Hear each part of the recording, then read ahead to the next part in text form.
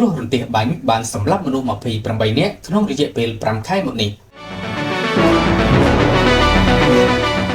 ភ្នំពេញអ្នកនាំពាក្យគណៈកម្មាធិការជាតិគ្រប់គ្រងគ្រោះមហន្តរាយលោកសុតគឹមកុលមនីបានឲ្យដឹងថាគ្រាន់តែក្នុងរយៈពេល5ខែដើមឆ្នាំ2025នេះមានករណីគ្រោះរន្ទះបាញ់សម្លាប់ប្រជាពលរដ្ឋចំនួន28នាក់និងបង្កឲ្យរងរបួស46នាក់លោកសុតគឹមកុលមនីបានប្រាប់មជ្ឈមណ្ឌលព័ត៌មានដើមអំពិលនាថ្ងៃទី28ខែឧសភាថាគ្រោះថ្នាក់ធម្មជាតិរន្ទះបាញ់បានកើតឡើងជាច្រើនករណីនៅកម្ពុជាសម្រាប់ឆ្នាំនេះដែលមានរហូតដល់ប្រមាណ50លើកទូទាំងប្រទេសក្នុងនោះបានបណ្ដាលឲ្យមានមនុស្សស្លាប់និងរបួសធ្ងន់ស្រាលសរុបទាំងអស់ជាង70នាក់លោកអ្នកនាំពាក្យគូសបញ្ជាក់ថាករណីរន្ទះបាញ់បានកើតឡើងច្រើនសម្រាប់ឆ្នាំ2025នេះគឺពីខែ1ដល់ខែ5ឆ្នាំ2025នេះបានកើតឡើងចំនួន51លើកបានបង្កឲ្យមានមនុស្សស្លាប់28នាក់និងរបួស46នាក់និងងាប់គោក្របី52ក្បាលលោកបន្តថាគ្រាន់តែចូលដល់រដូវវស្សាករណីគ្រោះរន្ទះបាញ់បានកើតឡើងជាច្រើនករណីនៅទូទាំងប្រទេសខណៈថ្មីនេះបានកើតឡើងនៅតំបន់ទេសចរដ៏សំខាន់មួយកន្លែងផងដែរ